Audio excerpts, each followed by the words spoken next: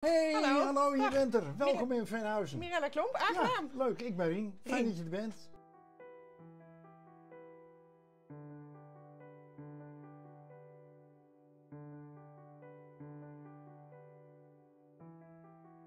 Dat Veenhuizen eigendom was van de staat en zo'n kleine kolonie was op zichzelf. Wat was het idee daarachter? Halverwege de 19e eeuw is dat begonnen.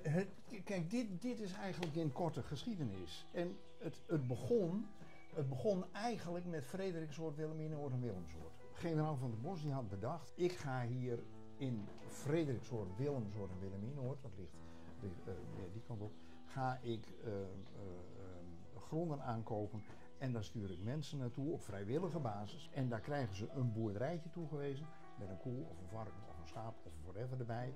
Maar toen ondertussen dachten ja, maar er moet er ook iets gedaan worden aan de landloperij, de bedelarij, noem maar op. En toen heeft hij dus die onvrijwillige koloniën, Onderschans, Wortel en Veenhuizen en Merksplas.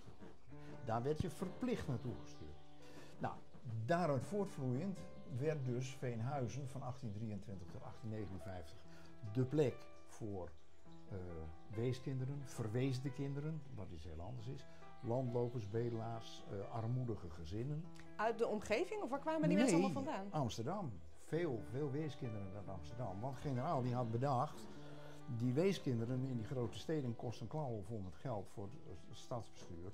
Ik kan dat goedkoper. Stuur ze maar hier naartoe. Dus soms werden bij nacht en ontij die kinderen uit de weeshuizen in Amsterdam gehaald en hier naartoe gebracht. Toen dacht hij dat hij alle gestichten vol zou kunnen krijgen, maar dat kreeg hij niet. Dus toen heeft hij ook gezegd, doe er ook maar de landlopers en de klaplopers en alles erbij.